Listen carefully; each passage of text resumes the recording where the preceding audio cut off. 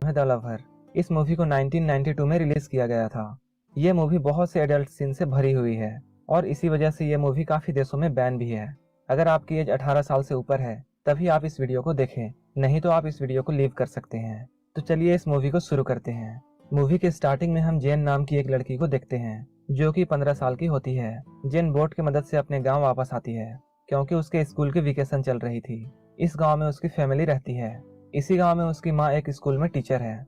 जेन के 2 भाई होते हैं, उसमें से एक भाई बहुत सीधा होता है जबकि एक भाई बहुत बिगड़ैल होता है। अपने वेकेशन को खत्म करने के बाद जेन वापस अपने स्कूल जाती है। वो स्कूल जाने के लिए एक बोट पर चढ़ती है। उस बोट पर एक अमीर बिजनेसमैन भी होता है जिसका नाम टोनी है। टोनी वहां पर आकर जेन से बातें करता है। वो जेन को बताता है कि वो ईसाई बान की तरफ जा रहा है क्योंकि जेन को भी वहीं जाना था। इसलिए टोनी जेन को उसके स्कूल तक छोड़ने की बात कहता है। ये लोग किनारे पर उतर जाते हैं। इसके बाद टोनी जेन को अपनी कार में लेकर ईसाई बान की तरफ बढ़ने लगता है। जेन टोनी को बताती है कि वो 17 साल की है। वो यहाँ पर झूठ बोलती है जबकि वो बस 15 साल की थी। इन दोनों के बीच बहुत सारी बातें होती हैं। बातों ही बातों में टोनी जेन के हाथ को पकड़ लेता है।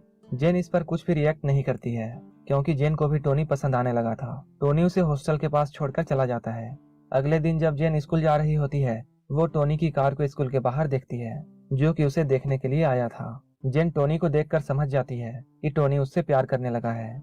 इसके बाद वो टोनी के कार के पास आती है और उसके विंडो को किस करके स्कूल में चली जाती है। अगले दिन हम देखते हैं जेन अपने दोस्त के साथ हॉस्टल में डांस कर रही होती है। तभी टोनी वहां अपने कार से आ जाता है। जेन उसे देखकर उसके पास आती है। टोनी उसे लेकर एक रूम में ले जाता है। उस रूम में जाकर ये दोनों एक दूसरे के क्लोज आते हैं, लेकिन टोनी उसके साथ इंटीमेट होने के लिए घबराता है क्योंकि जेन अंडर एज थी। लेकिन जेन को ये सब कुछ पता होता है और जेन इन सब के लिए रेडी होती है। इसके बाद टोनी जेन के कपड़े को उतार देता है और दोनों यहाँ पर इंटीमेट होते हैं। इंटीमेट होने के बाद जब ये लोग एक दूसरे से बातें कर रहे होते हैं तब जेन टोनी को बताती है वो बड़ी होकर एक राइटर बनना चाहती है। इसके बाद जेन उसे अपने घर के फाइनेंशियल प्रॉब्लम्स के बारे में भी बताती है। इन दोनों का मिलना जुलना और इंटीमेट होना लगातार चलता रहता है। ऐसे करते हुए काफी दिन गुजर जाते हैं। एक बार टोनी जब जेन के साथ डिनर कर रहा होता है तब टोनी उसे बताता है कि वो उससे शादी नहीं कर सकता है क्योंकि वो एक चाइनीज है और वो सिर्फ एक चाइनीज लड़की से ही शादी कर सकता है। ये सुनकर जेन वहां पर कुछ खास रिएक्ट नहीं करती है, लेकिन रात में घर आने के बाद वह बहुत सैड हो जाती है, जिससे हमें ये पता चलता है कि जेन भी उसे पसंद करती है।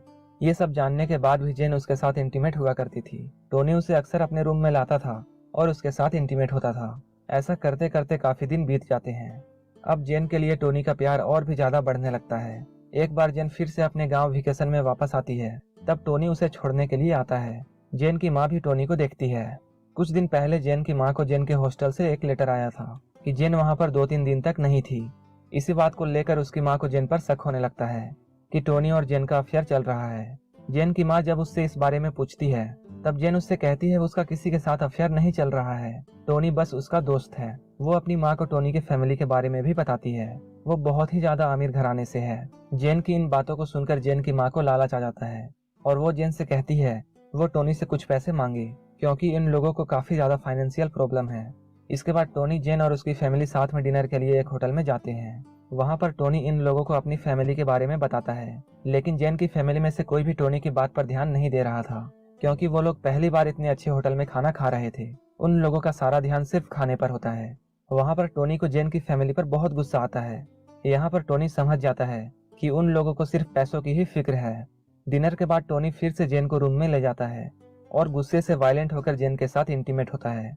इंटीमेट होने के बाद जेन टोनी से कुछ पैसे मांगती है। टोनी उसे वहां पर कुछ पैसे दे देता है। ये बात जब जेन की माँ को पता चलती है वो अपनी बेटी को रोकने के बजाय उसे और ऐसा करने के लिए उकसाती है क्योंकि उसे ऐसा करने के लिए पैसे मिल रहे थे।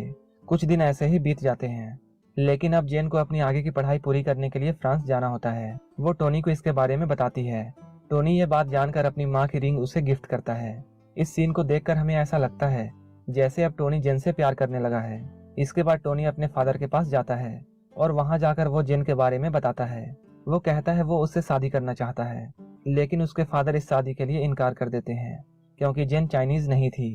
टोनी इसके बारे में जेन को बताता है। टोनी यहाँ पर कहता है अगर वो लोग भागकर शादी करेंगे तो जायदाद में से उसे कोई भी हिस्सा नहीं मिलेगा।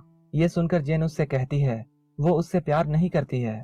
यहाँ पर दोनों एक दूसरे के साथ ऐसे रिएक्ट करते हैं जैसे कोई भी किसी को प्यार नहीं करता है, लेकिन रियलिटी ये होती है कि दोनों एक दूसरे से बहुत प्यार करते हैं। इसके बाद जेन घर आती है। उसकी माँ उसके हाथों में एक रिंग देखती है जो कि टोनी ने उसे दिया है। उस रिंग को वो अपने पास रख लेती है। जेन का भाई जब उस रिंग को देखता है तब वो उससे पूछता है, क्या तुम टोनी के साथ सोई हो? यहाँ पर इन लोगों की लड़ाई होने लगती है। कुछ दिन बाद टोनी की एक दूसरी लड़की से शादी होने वाली होती है। जेन भी टोनी को दूर से देख रही होती है। इसके बाद वो अपने घर आती है और अपनी फैमिली के साथ फ्रांस जाने के लिए तैयार हो जाती है। इसके बाद वो टोनी से मिलने के लिए उस रूम में भी जाती है जहाँ ये दोनों अक्सर मिला करते थे। जेन वहाँ पर उसका वेट करती है, लेकिन टोनी वहाँ नहीं आता है। इसके बाद जेन वापस चली आती है। जेन आज ही फ्रांस जाने वाली होती है। वो जाने के लिए शिप पर चढ़ती है। वो बोट के ऊपर से टोनी की कार को देखती है। उस कार को देखने के बाद वो समझ जाती है कि टोनी यहीं पर है। शिप वहां से आगे बढ़ने लगती है। उस रात जेन टोनी को याद करके बहुत रोती है। इसके बाद हमें मूवी में काफी सालों बाद का वक्त दिखाया जाता है।